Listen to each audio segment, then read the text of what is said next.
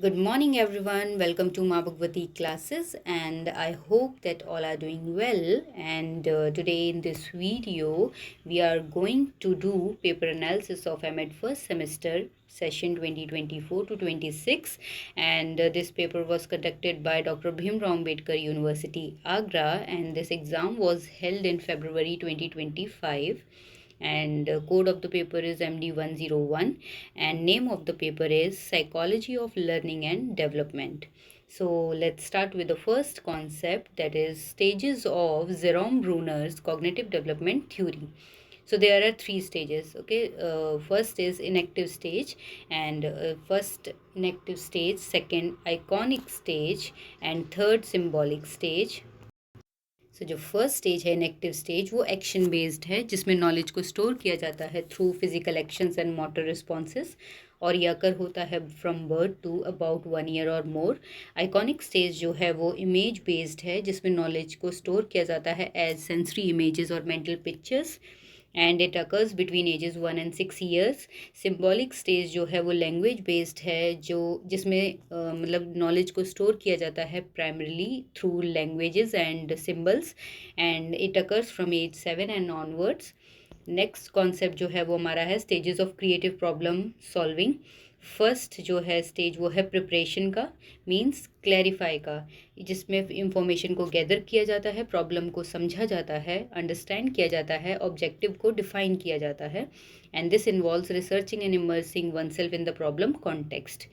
Next हम बात करते हैं इंक्यूबेशन की, जिसमें हम आइडिएट करते हैं.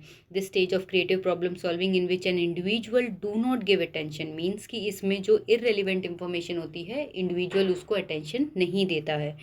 इलिमिनेशन की बात करें तो इलिमिनेशन में डेवलप किया जाता है the breakthrough movement when the solution और idea suddenly becomes clear.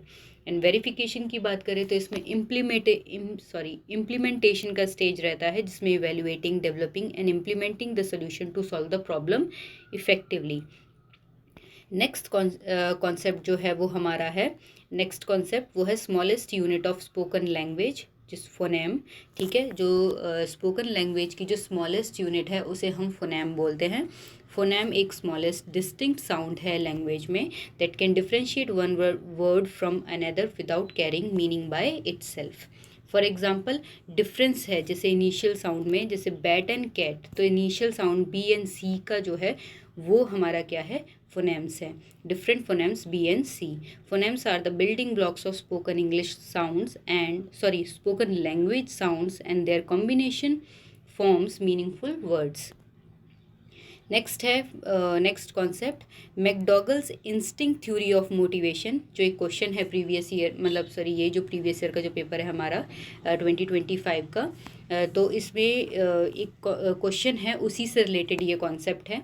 Instinct are innate biological drive. ठीक है, जो इंस्टिंक्ट होते हैं वो इनेट बायोलॉजिकल ड्राइव होते हैं, जो हमारे बिहेवियर को मोटिवेट करते हैं. रेनफोर्समेंट जो होते हैं वो हमें हमारे बिहेवियर को स्ट्रेंथ करते, मतलब स्ट्रेंथ प्रोवाइड करते हैं, इंकरेज करते हैं थ्रू रिवॉर्ड और सेटिस्फैक्शन. मोटिव्स हमारी इंटरनल ड्राइव्स और रीजंस होते हैं, हमारे बिहेवियर की बिहेवियर में जो चेंज आता है उसका किसकी वजह से होता है, इंटरनल ड्राइव्स और रीजंस की वजह से, वही हमारे मोटिव्स होते हैं. Guidance refers to the external direction और stimuli influencing behaviour, and reward is the outcome that satisfy the instinct and reinforce the behaviour. Next concept भी इसी से रिलेटेड है कि McDougall instinct theory of motivation. ये जो थ्योरी ऑफ मोटिवेशन है वो किस पे बेस्ड है, नीड्स एंड मोटिव्स पे बेस्ड है. मैकडॉगल प्रपोज दैट इंस्टिंक्ट जो है वो इनेट बायोलॉजिकल टेंडेंसी है, जो हमारे बिहेवियर को ड्राइव करती है. इंस्टिंक्ट जो है ये पर्पसिव और गोल डायरेक्टेड होते हैं. ठीक है, they serve to satisfy internal needs and motives essential for survival and wellbeing. This theory suggests that the motivation arises from these instinct, and that behavior is motivated by internal needs like hunger and thirst. जो frustration होता है failure और complexity की वजह से, ठीक है, सीखने के टाइम जो हमारे फेलियर होते हैं या हमारी कॉम्प्लेक्सिटी जो अराइज होती है, उससे जो हमें फ्रस्ट्रेशन होता है वो हमारे प्राइमरी बेसिस ऑफ मोटिवेशन में नहीं आता है. ठीक है, उसका पार्ट नहीं है, ये थ्योरी ये बताती है. नेक्स्ट हम बात करते हैं सिक्स्थ कॉन्सेप्ट में कंक्रीट इंटेलिजेंस। कंक्रीट इंटेलिजेंस जो है वो उसको हम मैकेनिकल इंटेलिजेंस भी बोलते हैं। ये क्या है, ये हमें समझने की एबिलिटी के बारे में बताता है and deal with tangible physical thing objects and practical situation. This type of intelligence is involve in activities, मतलब कुछ ऐसी एक्टिविटीज़ में इन्वॉल्व रहता है ये। कौन कौन सा? Working with machines, tools and scientific appliances. ये रियल वर्ल्ड पे फोकस करता है, प्रैक्टिकल कॉन्टेक्स्ट पे फोकस करता है ये, ठीक है। It emphasis on solving problem that involve concrete object and situation. It relies on sensory experience rather than abstract thinking. ये किन फील्ड में इंपॉर्टेंट होता है? Requiring hands on skill like craftsmanship, mechanical work and artistic creation. Next concept है types of transfer of learning. इसमें types दे रखा है पॉजिटिव ट्रांसफ़र। जो भी हमने प्रीवियसली जो हमने सीखा उसको हम न्यू टास्क में जब हम लगाते हैं तो उसे हम पॉजिटिव ट्रांसफ़र बोलते हैं। व्हेन प्रीवियस लर्निंग हेल्प्स और फैसिलिटेट द लर्निंग और performance of a new task, ठीक है। जैसे कार के बारे में हमने क्या कार को चलाना सीखा, वो एक स्किल था, वो हमें हेल्पफुल किस में हेल्प किया, किस में हेल्प किया? जीप को चलाने में। तो जो चीज़ हमने पहले सीखी वो हमारे न्यू टास्क को करने में, उसको परफॉर्म करने में हेल्प कर रहा है, तो वो पॉजिटिव ट्रांसफ़र होता है। जो चीज़ हमने पहले सीखी वो हमारे नए टास्क को करने में इंटरफेयर कर रहा है, हिंडर कर रहा है, तो वो हमारा नेगेटिव ट्रांसफ़र होता है। ज़ीरो ट्रांसफ़र क्या होता है? जो चीज़ हमने सीखी, ठीक है, पिछली जो प्रीवियसली जो हमने चीज़ें सीखी वो चीज़ों को कोई भी इम्पैक्ट, ठीक है, वो चीज़ का कोई भी इफ़ेक्ट हमारे न्यू लर्निंग टास्क पर नहीं पड़ रहा है, तो वो ज़ीरो ट्रांसफ़र होता है। नियर ट्रांसफ़र की बात करें, जो ट्रांसफ़र होता है वो वेरी सिमिलर सिचुएशन पर होता है। एंड फार ट्रांसफ़र की बात करें तो डिसिमिलर और जो रिमोट कॉन्टेक्स्ट होते हैं उनके बीच जो ट्रांसफ़र होता है वो फार ट्रांसफ़र होता है। लेटरल ट्रांसफ़र की बात करें तो ये मतलब सेम लेवल के applying learning cross the same level of complexity और डिफ़िकल्टी। एंड वर्टिकल ट्रांसफ़र की बात करें कि एक लेवल पर सीखा हुआ जो हायर लेवल या मोर कॉम्प्लेक्स लेवल पर हमें हेल्प करता है, तो वो वर्टिकल ट्रांसफ़र होता है। नेक्स्ट हम बात करते हैं main areas of guidance and counselling, ठीक है। ये ऐसे एरियाज़ है जहाँ पे गाइडेंस एंड काउंसलिंग की ज़रूरत हमें होती है। तो वो एरियाज़ हैं educational, vocational, personal and psychological, social, marriage and family, rehabilitation.